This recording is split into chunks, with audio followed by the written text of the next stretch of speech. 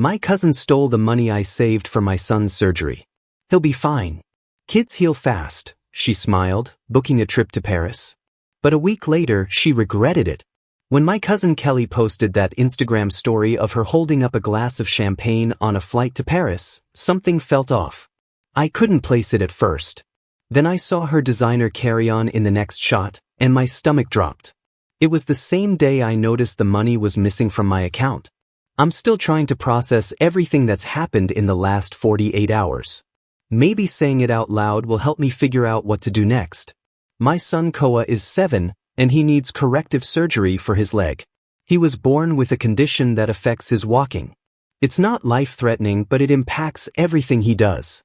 The doctors say the surgery will help him walk normally, run, and play like other kids. I've been saving for 2 years. Every extra shift, every weekend, every holiday, all went into that surgery fund. $12,000. It's not a fortune, but when you're working at a factory and raising a kid alone, it might as well be $1 million. I kept it in a separate savings account, watching it grow slowly. Koa and I would check the balance together sometimes, talking about all the things he'd be able to do after the surgery. Kelly moved in with my sister Violet temporarily 3 months ago after losing her job. She was always around our place, playing with Koa, bringing him little treats. Looking back, I should have seen the signs. She kept asking about the surgery date, about the payment plans, about which account I was keeping the money in. I thought she was just being supportive. Last Thursday, I logged into my account during lunch break to move some money around. The surgery fund was empty. Just gone. I called the bank immediately. They confirmed several transfers made to a different account over the past week, small amounts, probably hoping I wouldn't notice right away. I felt sick. I tried calling Kelly. No answer. Texted, nothing. Then the Instagram stories started popping up. First the airport, then the champagne, then the Eiffel Tower. Each post was like a punch to the gut. She wasn't even trying to hide it. I called Violet, who was just as shocked. She said Kelly had mentioned going to Paris, but she thought she'd been saving up. Violet said, "Harvey, I had no idea. She used my Wi-Fi, my laptop sometimes. I'm so sorry." Koa asked me yesterday why I looked so upset. How do you explain to a 7-year-old that someone he trusted took his chance to walk normally? He showed me the keychain of the Eiffel Tower that Kelly had given him last week. Look, Dad, just like where cousin Kelly is now. The same keychain she probably bought with his surgery money. I finally got through to Kelly this morning on WhatsApp. Her profile picture showed her at some cafe, croissant in hand. When I confronted her about the money, her response made my blood boil. "Oh, come on, Harvey, you're being dramatic. It's not like it's emergency surgery. He'll be fine. Kids heal fast. Besides, I really needed this trip. Do you know how depressing it is being unemployed? I'll pay you back, eventually." Eventually. Like my son's childhood is just supposed to wait for her to get around to it. I've documented everything. The transfers, the timestamps, the conversations. I'm not letting this slide. Kelly seems to think family ties mean she can just take what she wants without consequences. She's about to learn differently. Violet is helping me figure out next steps. The bank is investigating the transfers, but they said it might be complicated since Kelly had access to my Wi-Fi and devices while at my house. She knew exactly what she was doing, making it look like the transfers came from my IP address. The surgery was scheduled for next month. Now I have to call tomorrow and cancel it. The thought of telling Koa makes me sick. He's been marking off days on his calendar, talking about playing soccer with his friends after he recovers. I'm not looking for advice about whether to press charges or go to the police. That decision's already made. I'm going tomorrow morning. What I can't figure out is how to tell my son that his surgery isn't happening, at least not soon. How do I explain that someone he loves chose a vacation over his ability to walk properly? Kelly keeps posting stories from Paris like nothing's wrong. Designer shops, fancy restaurants, tourist spots, each post tagged with her location, each one bought with money that was supposed to help my son walk. She even had the nerve to post a photo of a charity donation box at Notre Dame with the caption, "Feeling blessed, giving back." I've muted her on everything, but Violet keeps sending me screenshots. "You need to document everything," she says. She's right. Each post is basically a confession, showing exactly where my son's surgery money went. The worst part? Some of our family members are already trying to smooth things over. She's going through a hard time, they say. She'll pay it back. Like that makes it okay. Like my son's childhood is just supposed to be collateral damage for Kelly's hard time. I'm not backing down. Not this time. Koa deserves better than eventually. Wait. Kelly just posted another story. She's holding up a glass of wine at some rooftop bar.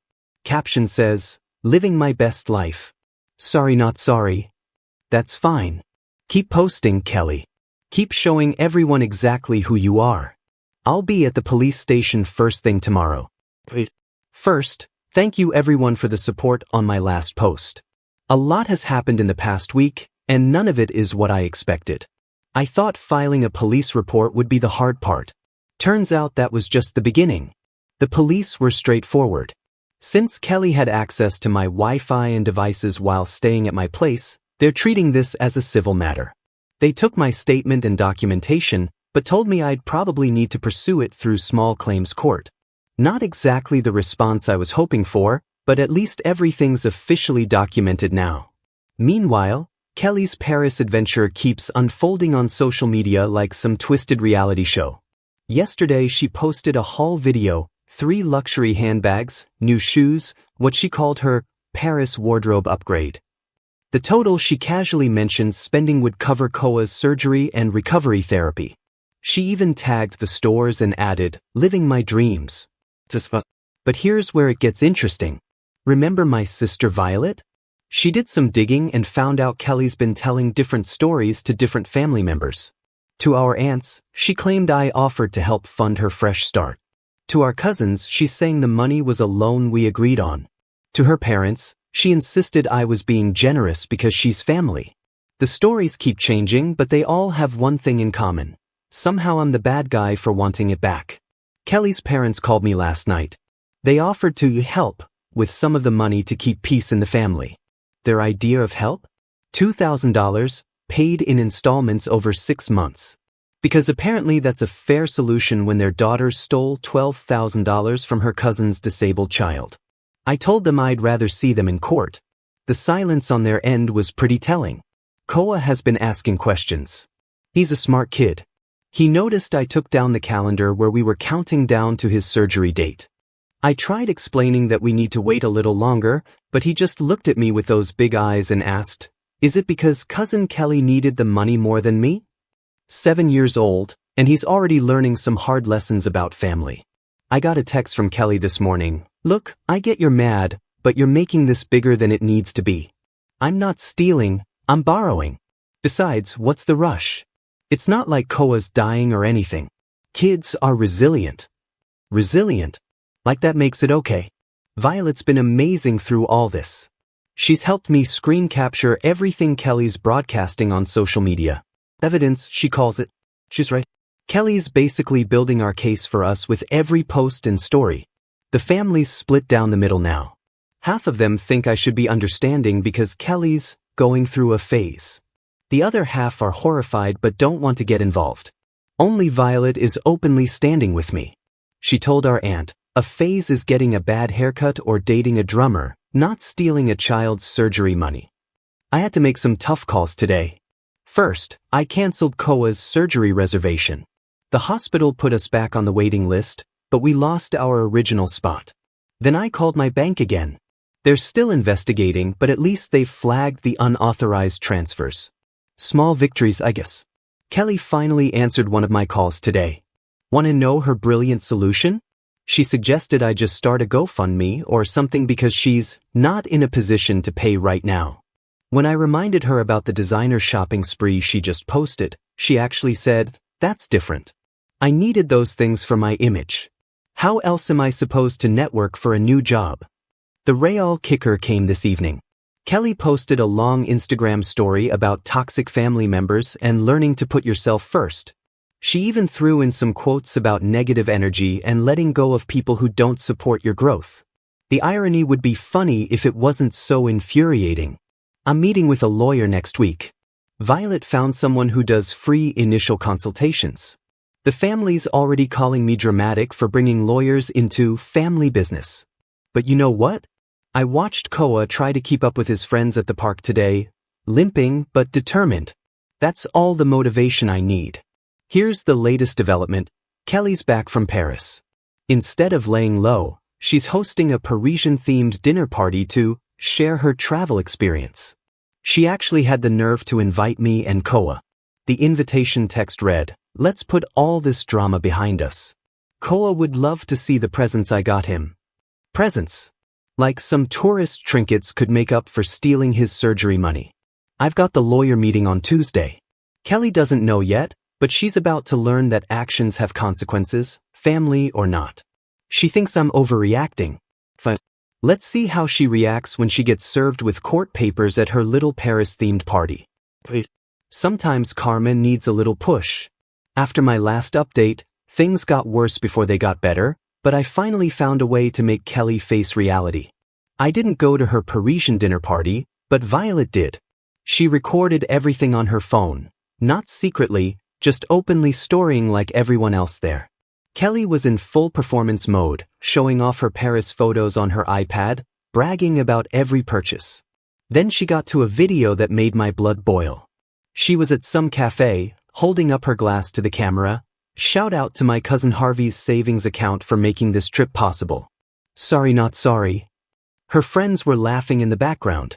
She actually recorded herself admitting to stealing the money, thinking it was funny. Violet sent me the video immediately. Kelly noticed and started screaming at her to delete it. It was a joke. "You're ruining the party." The whole thing devolved into chaos, with Kelly's parents trying to calm everyone down while Kelly kept yelling about family betrayal. Here's where it gets interesting. Remember how Kelly's been job hunting? Turns out she actually landed a position at a local company starting next week. Not anymore. Violet found the job posting online. It was for a financial coordinator position, handling company money. The description specifically mentioned high ethical standards and handling confidential financial information. I sent the hiring manager a simple email with links to Kelly's public social media posts about her Paris trip. Just the facts. Here's your future financial coordinator bragging about stealing $12,000 from a child's surgery fund. No emotional appeal, no drama, just her own words and actions. Kelly lost the job offer within hours. She showed up at my house that night, pounding on the door. "How dare you? You ruined my career. I was going to pay you back with that job." Koa was terrified by the screaming. I had to call the police to get her to leave. They recognized her from my previous report about the theft. Her parents finally saw the video from the party. Their tone changed completely. Instead of defending her, they're now demanding she sell her designer bags and Paris wardrobe to start paying back the money. Kelly's response? She locked herself in her old room at their house and started posting Instagram stories about being attacked by toxic family members and how no one understands mental health struggles. The real breakthrough came during a family dinner at our grandparents' house. Kelly tried to play victim again, but this time was different. Our grandfather, who never takes sides in family drama, spoke up. He'd been watching her social media posts all along, seeing her spend money that was meant for his great-grandson's surgery. "You bought 3 designer bags while Koa can barely walk properly," he said. The whole room went silent. "Shame on you." Kelly started crying, but not her usual dramatic tears. For the first time, she looked genuinely shocked. Nobody was buying her excuses anymore. Her own parents backed me up when I mentioned the civil court case. Then she tried one last manipulation. "But I'm family. How could you do this to family?" My response was simple. Koa is family too. You chose bags over his ability to walk. The fallout was immediate. Kelly's mom went through her recent purchases and started listing them on resale sites. Her dad called my lawyer to work out a repayment plan. Kelly's still resistant, but now she's isolated. No more family enablers. No more excuses. The designer bags are being sold. The Paris wardrobe is going too. Kelly's parents are making her move back home and taking control of her finances until everything's paid back. They found out she has other debt too. Apparently the Paris trip wasn't the only impulsive spending she'd been hiding. Violet's been helping list things online. Every time Kelly sees another item sold, she starts new drama. Yesterday she tried claiming some items were gifts that we had no right to sell. Her mom shut that down fast. Gifts bought with stolen money aren't gifts. The money is starting to come back, slowly. Not enough for Koa's surgery yet, but it's progress. Kelly's dad set up direct monthly payments until it's all repaid. Kelly tried to cancel it, but they're not giving her access to any accounts anymore. The family dynamic has shifted completely. Kelly's not getting invited to gatherings. Her cousins unfollowed her on social media. Even her closest friends are distancing themselves after seeing how she's handled all this. Last night Kelly posted a new story. Sometimes hitting rock bottom makes you realize who you really are. Attached was a screenshot of her deleted Paris posts. Maybe reality's finally sinking in. Or maybe not. Just got a text from her, "Hope you're happy. My life is ruined and it's all your fault." No, Kelly. You did this to yourself. And now everyone knows it. The court date is still set for next month, but her parents are pushing her to settle before then. Either way, Koa is getting his surgery money back. It's just a matter of time. Final update. I didn't expect to be writing another update, but after yesterday's events, I need to share what happened. Karma finally caught up with Kelly in the most unexpected way. It started with Koa's rescheduled surgery consultation. Kelly's parents have been making the monthly repayments as promised, and we finally had enough for the down payment. As I was sitting in the waiting room filling out paperwork, my phone started blowing up with messages. Kelly had shown up at her parents' house in hysterics. She'd just been rejected from another job. Apparently her social media history keeps coming back to haunt her. Every time someone Googles her name, they find her Paris posts bragging about using borrowed money. The internet never forgets. Instead of taking responsibility, she stormed into their house demanding they fix it. Her mom refused. That's when Kelly lost it. She started grabbing her mom's designer bags, screaming that if they were going to sell her things, she'd sell theirs too. Her dad recorded the whole meltdown on his phone, not to shame her, but because he's learned to document everything now. In the video you can hear Kelly screaming, "You chose Harvey over me, your own daughter. I hope you're happy with your new favorite child." Her mom's response was perfect. "No. We chose what's right over what's wrong. We failed you by never teaching you the difference." That's when Kelly started throwing things. She grabbed her mom's phone and tried deleting the video, but it was already backed up to the cloud. In her rage, she picked up a vase, a family heirloom from our great-grandmother, and smashed it against the wall. The neighbors called the police after hearing the commotion. When officers arrived, Kelly tried telling them her parents were abusing her by selling her belongings. The officers, who remembered her from the previous incidents at my house, weren't buying it. Her parents didn't press charges, but they did something worse in Kelly's mind. They cut her off completely. No more paying her phone bill. No more emergency credit card. No more living in their house. They told her she needed professional help, and they'd support that, but nothing else until she takes responsibility. Kelly's response? She went nuclear on social media. Started posting expose stories about everyone in the family, most of them obviously fake. She claimed Violet had stolen from stores, never happened. That I was misusing Koa's surgery money for gambling, completely false. That her parents had abused her growing up, they spoiled her, if anything. Nobody believed her. Her followers had watched her Paris shopping spree, seen her brag about using borrowed money, and witnessed her steady meltdown over the past months. The comments were brutal. Wasn't this the girl who stole her disabled cousin's surgery money?